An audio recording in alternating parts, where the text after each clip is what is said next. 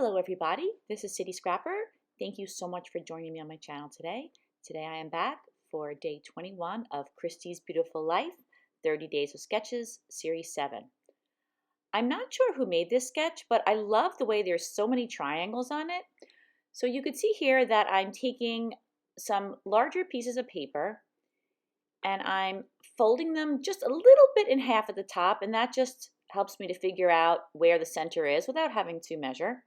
And then I'm drawing a line from the center spot to each of the corners, the right corner and the left corner on the bottom. The collection that I'm using is called Everyday Musings, and it's by Pinkfresh Studios. And I am looking at the 6x6 inch paper pad to choose the pattern papers that I'm going to use.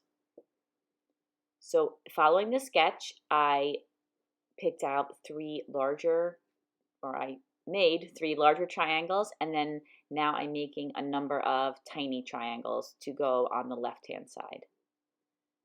So for these, I'm just using my scissors, but I use the same procedure where I just slightly folded it in half, figured out where the center was, drew a dot, and then drew lines from the center to each of the corners, the one on the right bottom, one on the left bottom, and now I'm putting the large triangles on the right, just following the sketch, and the smaller ones on a line going down on the left.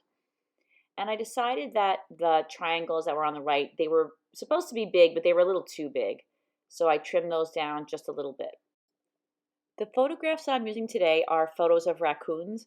I had made another layout using raccoons, and I know that raccoons aren't everybody's favorite animal, but to me they're just super cute. I don't have too much interaction with them, and I've always, since I'm a child, just thought that their mask was absolutely adorable. This was the first and only time I've ever seen raccoons in my neighborhood. There were some little babies out during the day, and they were very tiny, and I don't know, they were just so sweet. So I took pictures of them, and I thought that the pictures came out kind of cute. And in our neighborhood, we're getting more and more wild animals. Deer started appearing maybe about 10 years ago. We never had deer before that. Now we have tons of deer. They're everywhere. And we started to see foxes, and here are some raccoons. So I wanted to document this. I'm mounting all of those tiny triangles, or actually they're not tiny, but the smaller triangles, on some white cardstock. And I decided to do the same thing for the larger triangles. I'm using some smooth white cardstock to do this. This is the paper that I usually use in my Silhouette Cameo machine, and it's about 80 pounds, so it's not too heavyweight, but I really like this smooth white cardstock, so I am using it to back all of these triangles. In the beginning, I was considering making a mixed media background for this layout. And in the end, I decided that I was going to use this wood grain paper, and this is a pattern paper from Webster's Pages. The reason that I did not make it a mixed media layout was because the elements are so spread out across the page. I feel that I didn't know where I would put the mixed media, and I don't want to have mixed media everywhere on the page. So sometimes when a sketch looks like this, where there's a lot of elements that take up the majority of the page, and also with something like a 2-page spread, I generally don't do mixed media unless it's just like a couple of white or black splatters. I'm not sure if that makes sense, but this sketch just struck me immediately as one that I would be using a pattern paper rather than a mixed media background. I'm following the sketch very closely. You can see that I have the one larger photo, and then I have 3 smaller photos, just like you see in the sketch. And I have the triangles off to the left, and I'm using some foam to pop those up, give them some dimension. And as you saw, I did the exact same thing to the photos. And you could see that the photos were mounted on some red paper and some blue paper, and I also backed the photos with some white cardstock, again, just to kind of separate everything and make all the individual elements readable, so they don't all blend into each other. Now that all the major parts of the layout are complete, I decided to go in with a title, and these letters are also from the Everyday Musings Pinkfresh Studios collection. I'm going to call this Best Buds. I'm guessing that these little raccoons were probably from the same litter, but they were just together. They were no more than a foot or two from each other the whole time, so I just went with this title. I thought it was a cute title for these two little guys. After putting down the title, I decided to start embellishing the page. I'm trying out these puffy stickers, and I also found some layered hearts in with the papers.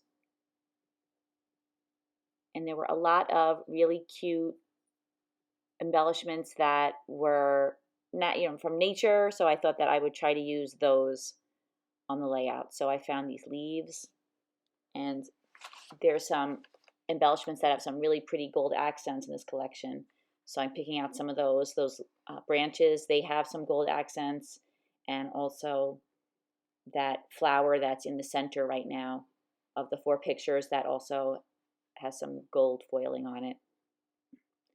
I end up moving that to the top. It gets moved around quite a bit, but I liked it, and it looks like a flower, so I thought that would be perfect. And I found that once I put down those puffy letter stickers, they were a little hard to move around, so I just used my scissors to just kind of pry them up a tiny bit to put that piece of ephemera underneath them. There were quite a few really cute puffy hearts in all different sizes that were on the puffy sticker sheet, so I made use of a bunch of those. As you can see, they have them in all the different colors of the collection. And there were a couple of other puffy stickers that I was trying out. There's that pink bird, and I thought that would be cute on the page. And there are quite a few flowers. Some of them are on stems, and some of them are just the flowers, but I use those to embellish the triangles and those 2 clusters that are next to the photos, and then I did a lot of embellishing around the title as well. And it's funny because I always think that if I do a mixed media background that it's going to be more work, but I find sometimes when I don't do a mixed media background, I put more embellishments on, and then I end up spending just as much time putting embellishments on the background as I would have making a mixed media background. But like I said before, some layouts to me just don't look like they are mixed media candidates. So now I'm putting some photo corners, which I always do on, not always, but I use those on a lot of layouts. Then I was thinking that I wanted to put my journaling on one of these triangles, and I wanted to move them around. And the reason for that is I didn't want to have that dark blue flowered paper on the edge, all the way on the end. I wanted to have the darker color in the middle. And then I thought that that light purple pattern paper would be perfect to do my journaling on. So I cut that down a little bit so it fits on the triangle. And then I use a ruler, excuse my head, and I draw some pencil lines across it. Sometimes I use a stencil, but I find that it usually comes just as good as if I just take my ruler and draw the lines. I have a stencil that makes lines. So I added some journaling, and now I'm going back and rearranging, trying to get those puffy stickers on the triangles in a way that I like them. Most of the time I spend on this layout is to try to get the right balance of embellishments. So you can see I'm switching around those flowers, and I switch things back again. I usually change my mind a lot, so this layout is no different. I found a little sentiment that says good things grow, so I added that to the bottom triangle. And I'm still trying to find a spot for that little puffy flower with the stem on it. Now I'm using a stamp to stamp the date on that little label that I put above the right-hand photo. And then I'm adding some enamel dots to the centers and of some of the items, and I'm also scattering them around a little bit. I don't go overboard with them. I just pick a couple that I think are the right colors for the layout, and I just scatter a couple of them around. And that completes the layout, everybody. Thank you so much for watching. I hope if you like this video, you'll give it a thumbs up, and I hope that you'll check out in the description box the links to all the other scrapbookers who are playing along with this challenge.